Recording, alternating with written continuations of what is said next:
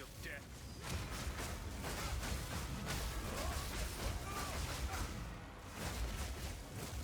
I can't give up. I must save my people. You know why we're here! It happened! It cannot be stopped! No, I will succeed. There is no escape. Big-headed fool! Kill! I cannot. And that was the final boss in Cruel. Getting myself into maps last night. This build absolutely destroys everything. Survivability is great. There is a lot that I learned as I was leveling. This is going to be a leveling guide, not an endgame guide. We'll have an endgame guide coming out very soon. But I wanted to cover all of the little tiny details that I found where I started to struggle with the monk. And then I realized I had not done very specific things that made the quality of life so much easier. So I'm going to share all of those tips with you today. We're going to talk about the gear choices first. Gear is very dependent on where your character is going to be. I made a lot of different shifts and a lot of different changes throughout the leveling process to make sure that I was able to complete the area that I was in. Because this is not my first character, a lot of the support gems are going to be level 2 and level 3. If you're using a leveling guide, you may not have access to all of this if this is your first time through. So in the planner, I'm going to have specifically just level 1s, and then when we get further into the planner and different variants, I'll add in level 2s and level 3s. But if you do have access to higher level support gems, make sure you throw those in because that's going to be the best way to get your damage out. If you have not joined a guild, you really should hop in with us. Click the link in the description of the video for Discord. Hop down to the PoE channel and just let them know that you're here for a guild invite. We'll get you in. There is a whole stash tab full of gems that are open to anybody to take. You can take a couple of them, put some in when you don't need them, but you are more than welcome. Hit the link in the description and come and join us. If you have access to it, this was the chess piece that I ran for pretty much the entire way through. Now, there actually was a point where I should have swapped this, but that was something that I learned later on. So we're going to talk about that too. Early on, this chess piece takes all of your maximum life, takes 50% of that away, and then converts it into your energy shield. Now then, energy shield also gets increased by all the other stats that you have running. So this actually is going to boost your energy shield quite a bit. If you look here, I'm running 2300 energy shield. If I put this on right now, we jump up to 3400. So it's a really, really big jump. The only issue is that if you look at my stat line, I only have 20% evasion. Now, when I was leveling, I didn't actually realize how important that was. When I put this back on, my evasion goes up 6% depending on the buffs that we're running. There's a lot of different things that we're going to play into this. This also allows us to have additional auras up to make sure that we get additional buffs, additional damage, and additional evasion. We'll cover all of that through this video and we'll figure out how we're going to be doing it. When we get into the passive tree, I'll talk about when we swap the gear and when I would have actually swapped it going back and looking at this. Gear choices. While you're running your Ghost of Ride, you're going to look for things with maximum life and maximum energy. Maximum energy will increase your overall energy, and then all of your maximum life, half of that will also go into your energy shield pool as well. So any pieces of gear with those on it are going to be really, really sought after. I was lucky enough to have some really, really great uniques running through this. So we did end up running Everlasting Gaze and Pulsarkel, something like that. However you pronounce it, we are running this right here. Those are not mandatory to run this build while you're leveling. It did make it a little bit easier, but it is definitely not a requirement. I'll have in the build guide that's in the description of this video options for you if you do not have these pieces of gear. So make sure you follow along that planner. That will be the optimal setup. So what the build guide looks like, if you've never seen it before, this is it right here. I'm going to actually break it up into different segments, level 1 to 25, level 26 to 40, and then anything that is in Cruel. After I hit Cruel, everything pretty much stayed the same. We didn't really swap out too much. We had most of the gear that we were looking for when we got into Cruel. There were just a couple changes that we made as we went through, but the changes were pretty drastic through there all the way up to Cruel. So follow along with this planner. It's going to have everything. You have all of your passive trees. So you have everything. You don't need to pause the video and build your character from there. You can just follow along with this here. So a couple different things that you're going to need to look for. When you're looking for weapons, you're going to want to look for anything with physical damage. That is going to be your main stat. Anything that will increase physical damage and will add to physical damage is going to be really big. plus the melee skills really gives your attack some pretty big boosts. Now, that's weird because we're using cold damage. Well, we'll get to exactly why physical damage is actually going to be a huge modifier instead of your cold damage. I'm going to mouse over the pieces of gear so you can see what they look like. We ran more physical damage here, maximum mana, dexterity. You are going to have to look for resistances because that is important. I ran into a couple spots where my resistances were not high enough, and then I started dying. I changed a couple things with my resistances, and it completely made a world of difference. Dexterity and intellect are a problem throughout the entire leveling process. You need so much of both of them that you have to go back and forth and change around your passive. You have to look for pieces of gear with dexterity and with intellect on it. At first, I was not doing that, and I kept on running into stopgaps where I either couldn't upgrade skills or I couldn't put on pieces of gear that were better for me. So I started looking for anything that had those stats here. Maximum energy shield is going to be super important as you go through. And then if you can find boots with movement speed, know that it does not do any extra damage, but it moves you out of the way of attacks faster. And it is just a really great quality of life. The monk is a fast class, so having more movement speed is going to be incredibly important for this build. So let's hop into the skills, and I'll show you exactly why your physical damage is actually going to be an incredibly important stat, even though we're going to be doing ice damage. We're going to be starting with Ice Strike. This ability is going to be used at level 14. If you are having trouble up until level 14, there actually is a lot of suggestion in the community to run a ranged bow build. I didn't actually run it myself because I didn't really find too many issues running with the monk early on up to level 14. Everything seemed to die very quickly. But if you do want to try it out, Lightning Arrow with Pierce and Martial Tempo, Lightning Rod with Scattershot and Primal Armament. That was the way that people leveled until they got to level 14. Once you get to level 14, that's when Ice Strike kicks in and you will never look back. This ability is absolutely insane and absolutely broken. The reason that we are going to be taking so much physical damage is if you hold down the alternate button, you can actually mouse over things. You can see right here, it's going to convert 80% of your physical damage to cold damage. So it takes all of the physical damage that you have and it adds it into your cold damage, which is what Ice Strike does. So stacking physical damage is a massive modifier to your damage. Inside of this, we're going to be running Martial Tempo. In the planner, in the final endgame version, I will have a full list of 5 links if you can get there. I haven't gotten there yet because we just got into the maps. But I'll have a 5 link in the final version of the endgame of the planner here. So look out for that video. Make sure you hit the subscribe button so you don't miss out on that video. Martial Tempo is going to increase your attack speed by 25%. This little arrow here brings up additional stats about it. We are currently running 4 attacks per second with this ability. It's very fast. The more attack speed you can get, the better quality of life it is, I promise you. As soon as I started boosting the attack speed, it was insane. We're also going to be running Cold Infusion. Supported attacks gain 25% extra damage as cold. Supported attacks are going to deal 50% less fire and lightning damage. Out of the 5 links that I had picked, I tried all 5 of them, and these 3 gave me the most damage. We're also going to be running Primal Armament. Supported skills deal 25% more weapon elemental damage. This will be your main damage dealer for the entire game. Most of the time, this was the only ability I needed. Once you get to bosses, then you're going to drop your Tempest spell, which we'll get to next. But for the most part, this is a 3-hit combo. You do 1 hit, 2 hits, and then a huge sweeping hit that hits a lot of enemies. It hits very hard. Moving down to Tempest Bell. This is your boss slayer. It also is a great way to kill a whole bunch of enemies at one time. You drop it right on top of them. It does damage when it drops, and it also does damage when you physically attack the bell. This is supposed to be used for you to attack, not the enemies to attack. The initial hit deals damage to them, but that's not where the big damage comes out. Every time you hit the bell, it sends out shockwaves. It takes all of your elemental damage, lightning, fire, cold, whatever it is that you have added to your weapons, and it adds that to the shockwaves. You can freeze enemies just by hitting the bell because every time that it hits them, they build up freeze.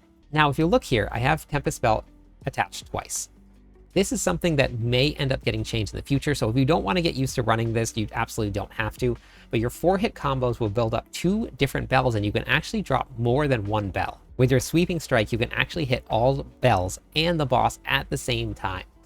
So inside of the Tempest Bells, we're going to be running Soul Thief. Leech 5% physical attack damage from supported skills as mana.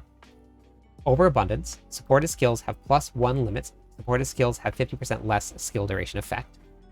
We're also going to be running Font of Mana. While this particular bell is active, you're going to get 40% increased mana regeneration rate for you and your allies. We're also going to be running Heft.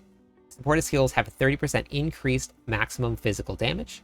And we're going to be running Font of Rage. Objects created by supported skills create a Font of Rage with a 3-meter radius. Fonts of Rage from supported skills grant 2 rage generation per second to you and your allies. While this bell is out, you're going to get the effects of Fonts of Rage, Heft, and Font of Mana. It is specific to the bell that is out, so when you drop one bell, you don't gain all of the support gems from each bell. We're also going to be running Charge Staff. This ability doesn't really come online until you get Combat Frenzy, so we're going to talk about why you need to run both of them. This will play into the passive tree, so when we get to the passive tree, we'll loop back and we'll show you exactly why those two are going to be the best combination. You will be able to proc Charge Staff early on, and it's going to be in the planner. Buffs grants additional lightning damage per attack. Damage per power charge is consumed up to a maximum power charges. Buff grants 1 to 10 added quarterstaff attack lightning. Damage per power charge consumed up to your maximum power charges. Buff duration is 6 seconds per power charge consumed. By the time we're done with this, we're going to be stacking a ton of power charges, so this actually gets more and more damage the more power charges you add. The shockwave effect that this has converts 80% physical damage to lightning, so we're taking the physical damage again and we're converting it into lightning damage now. Ice Strike does do 50% less lightning damage. It's still going to be a massive increase to the damage that you're doing. I promise you, as soon as this goes off, you will see a huge difference in your damage. It also shoots out little bolts in front of you, so you start hitting enemies before they even get to you. How do we proc power charges? Up until you are able to get Combat Frenzy up and running and get your skill tree in the passive, you're going to be using Killing Palm. Killing Palm is going to dash at an enemy. When you cull an enemy, and what culling is, when you hit an enemy that is below 30% life, you're going to automatically get 1 power charge because it's going to instantly kill them. Now, this also works for magic monsters at 20% life, rare monsters at 10% life, and uniques and bosses at 5% life. How you'll know they're ready to be culled, there will be a bright circle above their head. Then you use your Killing Palm, it's going to rush to them, and it's going to instantly kill them and give you a power charge. You're going to try to stack 3 power charges before you use Charge Staff. This way you get the maximum uptime duration. In the early stages, you're going to get 3 at max. That means that you'll have 18 seconds of power charge up. That should be enough time to get 3 more power charges up so that when this runs out, you can get your buff back up and running. With Charge Staff, we're also going to be running Perpetual Charge. Supported skills have a 35% chance not to remove a charge, but still counts as consuming a charge. Conduction, supported skills have 100% more chance to shock. That doesn't mean they have 100% chance to shock. If you have a 10% chance to shock and it increases it by 100%, you then have a 20% chance to shock. So this is going to just double whatever the chance is that we have to shock enemies. We're also going to be running Lightning Exposure.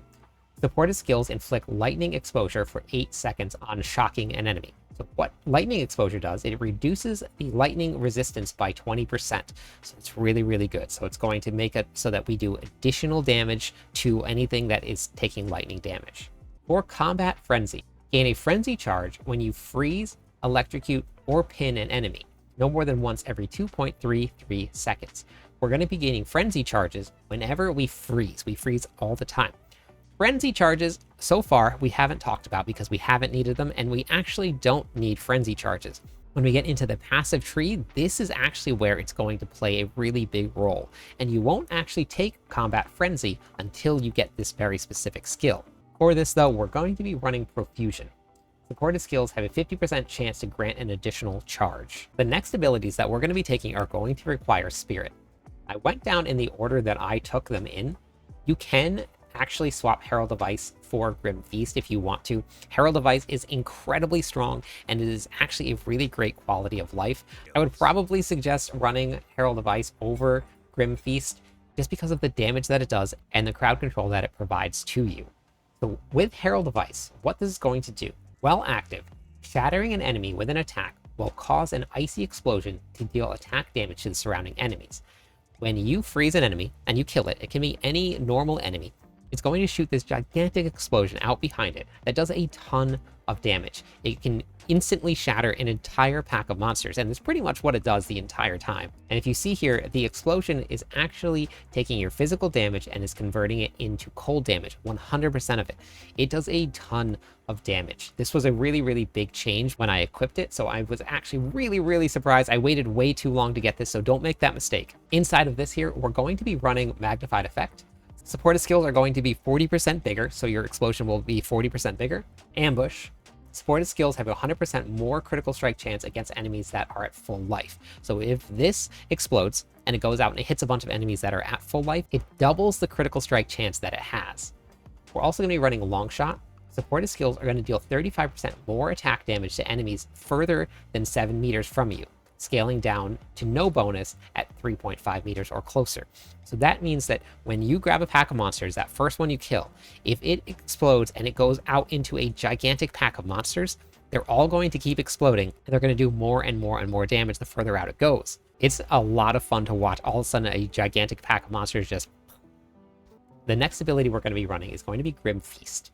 While this is active, when you kill enemies, it's going to leave a white dot behind. You have 50% chance to get that white little ghost dot sort of thing on the ground. When you run over it, it's going to either heal your energy shield, or it's going to overfill your energy shield. You can go up to double whatever your maximum energy shield is. So if you're running 3,000, you can run up to 6,000 energy shield as long as you don't take damage. Inside of this, we're going to be running Clarity. 30% increased mana regeneration rate while the supported skill is active. Grim Feast will always be active as long as you have enough spirit, so that's going to be the way to go. For these abilities that require spirit, to turn them on, you have to click here and make sure you have enough spirit. Something that if they're not active, make sure you check your spirit. Even things like this, Clarity actually requires 10 spirit to run. So if you're putting in your support gems, make sure you have enough spirit to run them too, or else the abilities will not be active. Now, as we get further in, we're also going to be running Ghost Dance, but this is going to come when you make the swap to change your chess piece out. So now we're going to be talking about some of the skills that I took later on in the leveling process. This was after I swapped out my Ghost Rise for a regular chess piece here, and we're going to talk about why that made a difference when we get into the passive tree. Ghost Dance, what this is going to do, periodically gain Ghost Shrouds. If you are hit while you have a Ghost Shroud active, you're going to consume that Ghost Shroud to recover your energy shield that's based on your evasion. More evasion, more energy shield gained when you're hit. This is just going to be a little bit of survivability for you. We're going to be running Fast Forward. Supported skills have a 30% less effect duration. Wind Dancer grants a buff that gives you more evasion per stage. Being hit by a melee attack, well, you have this buff, consumes all stages to damage and knock back the enemies around you. With a maximum of 3 stages, my evasion goes from about 50% all the way up to 66%. It's going to be really helpful, and because we're going to be freezing so often, we should be able to keep this at maximum for a lot of the time. Inside of this, we're going to be running Blind. Supported skills have 100% chance to blind enemies on hit. Maim. Supported attacks always maim on hit. What Maim does? Maim enemies suffer 30% slower movement speed and 50% reduced evasion rating. So this is just going to be a little bit of crowd control to make your journey a little bit easier. So those are all your skills. Now we're going to talk about the passive tree, and we'll get into where all of this ties in. When you are first leveling, one of the very first mistakes that I made is that I didn't go straight into Eternal Youth. We are running Ghost Ride. This is going to take your life, convert it into energy shield. So you're going to have very little life, but very high energy shield. The only thing that your flask is going to do is just heal your life, which is very small. So why this is so important. Life recharges instead of energy shield. Life recovers from your flask is applied to your energy shield instead. This was the biggest game changer that happened to me when I first got stuck. I respect all of my trees, so I want to make sure that you don't have to do that. And I took points out to get into this. What happens is now your life will regenerate. You cannot heal your physical life. The red globe you cannot heal. When you use a healing flask, it's going to restore your energy shield instead of your life. So this is going to be a big game changer. So shoot right to here if you're going to be using Ghost Ride. So let's go back to the beginning so we can start over, so we can just talk about the skills that we're taking and why we went there. But we're going to start by going into Flow Like Water. This will give us some increased attack speed and cast speed. Dexterity and intellect are going to be very important.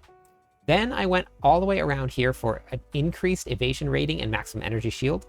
We're going to go Step Like the Mist, more movement speed, which is life, mana regeneration rate, and then dexterity and intelligence. Remember, these two are going to be very hard to keep enough of, so you want to make sure you're going into it. Essence of the Mountain, gain 5% of the damage as extra cold damage, and then you're going to increase the cold buildup.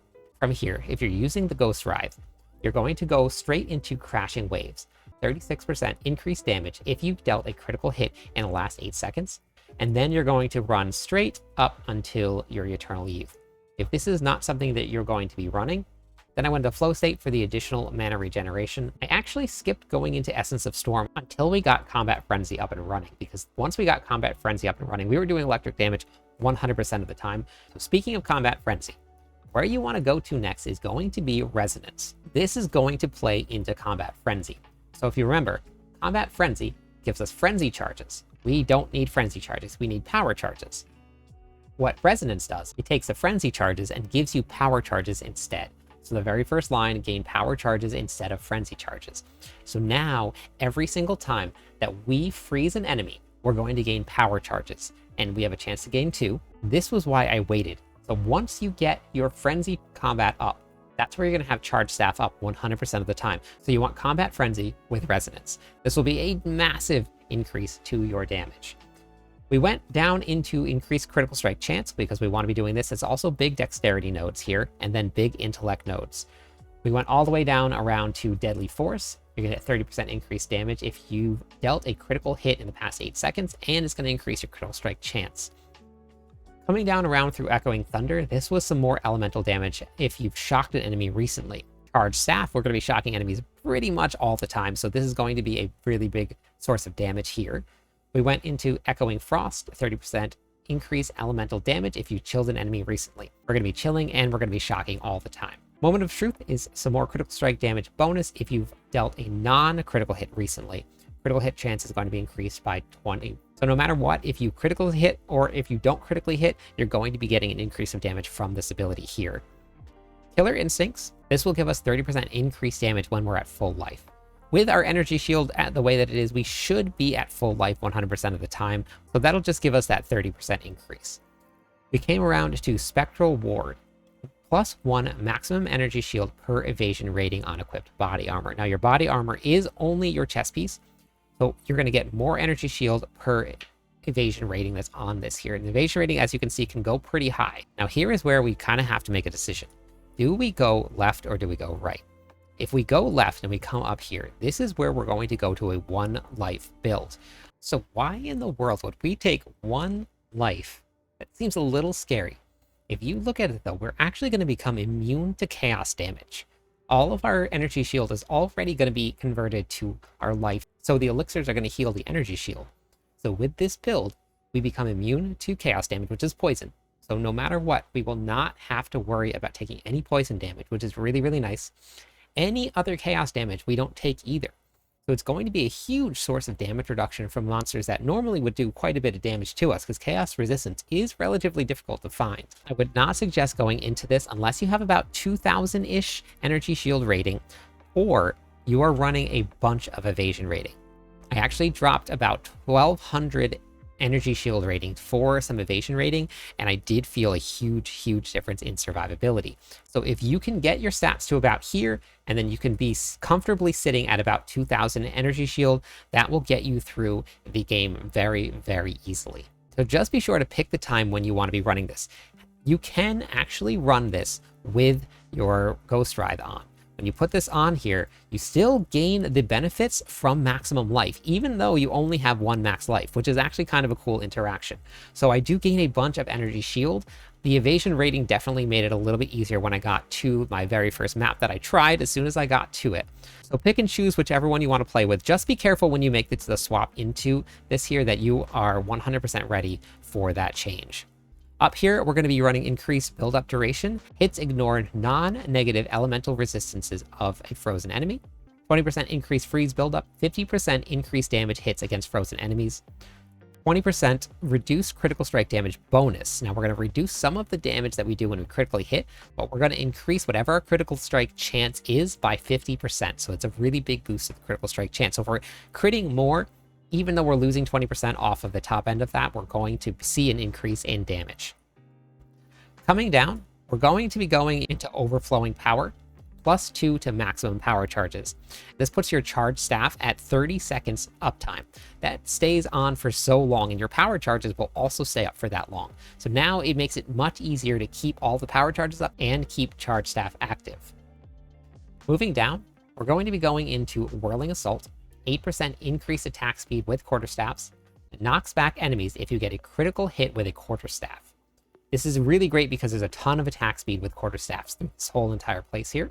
25% increased accuracy rating with quarterstaffs, 25% critical damage bonus with quarterstaffs, and then 25 dexterity is huge. This is going to make it so you can free up some dexterity in your normal nodes in order to swap to intellect. Then eventually we're going to be running down to 1 with the Storm. Quarterstaff skills that consume power charges count as consuming additional power charges as well. For the gem choices, at first I put in whatever I wanted to, then I was able to find a couple of ones that gave me almost 20% increase to maximum energy shield. So I went through and I added those in for the gems. I found one with cold damage on it too, to give myself a little bit of increase to some cold damage, and then one with some quarterstaff damage, and then some mana leech as well. For your ascendancy points, I'm currently through 2 ascendancies. We did the first one at level 22 and then the second one at level 36. The monk is insane. The first one we went into is you're not going to get any spirit from equipment. We're going to gain 1 spirit for every 6 energy shield equipped to your body armor, and then 1 spirit for every 15 evasion rating equipped to your body armor. That's where we get a huge amount of spirit from. That is a lot of energy shield, and that is a lot of evasion rating. That's why we're running 191, and I actually don't need any additional spirit. I have all of the spirit that I need right now. Then I ran down into I Am the Blizzard. Gain 10% of the damage as extra cold damage. On freezing enemies, create a chilled ground. So what the chilled ground is, chilled ground chills those standing in it and lasts for 6 seconds by default.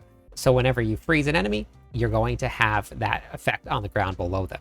Once my gear gets to a better spot and I can maintain 50% evasion rating, I'm going to be taking and protect me from harm. What this does, physical damage reduction from armor is now going to be based on your combined armor and your evasion rating, but you're going to lose 40% evasion rating. So instead of using armor as your physical damage reduction, you're going to use your evasion rating. You're going to lose that 40%, so you need to make sure you have at least 50% after you take this node, not before you take it. So this is going to be one that I will be getting later on. Then eventually we're going to go into And I Shall Rage. We're going to be getting Unbound Avatar. So this is going to be the final version once we get our 4th Ascendancy. That's a little ways away, but look out for the endgame guide because that is going to be coming. So now I'm going to do a little bit of a demo for how this plays. You got to see the boss kill at the very beginning of the video. Let me go and demo exactly how to run this build. It's pretty crazy to see. So we're in a tier 7 maps right now. We are only level 67. This is a level 71 zone. This build plays exactly like this here. So we've built up some power charges, which is these things that spin around us. Now when we use our charged staff, we get this lightsaber effect on our staff. And then when we attack, you see them going out in front of us. When you drop your bell, you attack the bell. That's what it looks like right there. It shoots out around them. We've gained additional power charges simply by attacking. You can see shooting around this gigantic ball are the 3 little ones. Those are the 5 power charges that we have up right here. So it shows the power charges right here. Whenever we use our charged staff, so you notice it didn't consume the power charges, but it gave us 30 seconds of 5 buffs of charged staff. These are the different buffs that we're going to be running, Wind Dancer, and then this is going to be your Ghost Shroud here. So as you go through, make sure that you keep that charged staff buff up, and then you saw that monster just die right there. Everything, I was able to just talk through things. All I did was just use charged staff with Ice Strike and then your Tempest Spell. It is incredibly fun. It's very, very easy. Things just melt away. So we're going to start pushing this build into maps and see how far it can go. I will have an updated video for everybody with an end game build, the final version of it. So make sure you hit the subscribe button and stick around to see how this build turns out. I'm live every night. Stop by, say hi, theorycraft with me. Catch you on the clip side.